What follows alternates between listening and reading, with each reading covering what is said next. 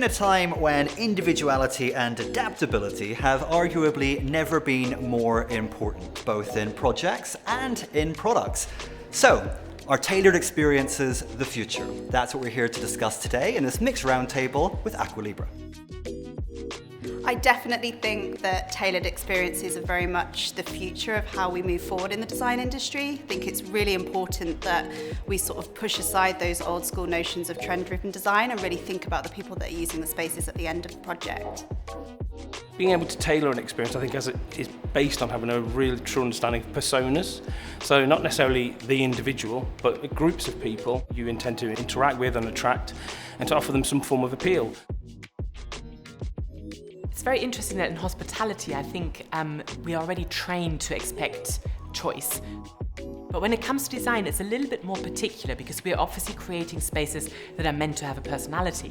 And if you're trying to give too much choice, maybe it becomes something that loses that kind of personality and that kind of specificity.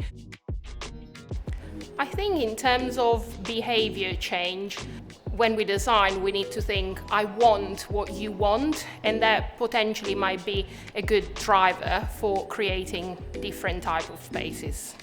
I think it's really important to understand that we can definitely start a project, and it's almost better to start a project with this approach from the beginning. So by really understanding and defining how you want a person to feel in a space and almost zoning that out from the outset is obviously putting yourself in a great position to actually tailor everything towards those emotions from day one.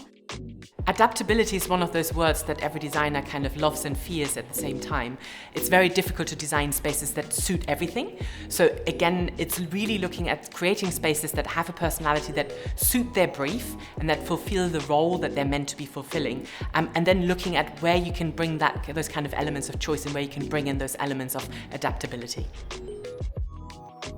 Yeah, personalisation is key to driving change and driving behaviour change. The degree of personalisation is really important though, because obviously it can create an anxiety if you put too much personalisation into any experience. So finding that balance of the right level for personalisation is pretty critical, and is actually a skill. There's an art and a science to that.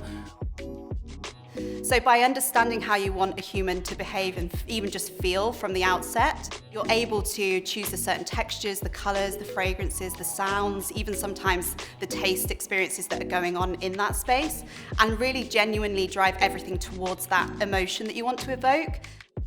If people feel like they're being listened to and their own kind of preferences and choices are being heard and being addressed, people tend to react more kind of favourably to spaces. So it's really thinking from the very beginning as to who are we designing for, how can we create spaces that suit that audience, and how can we make them feel really special.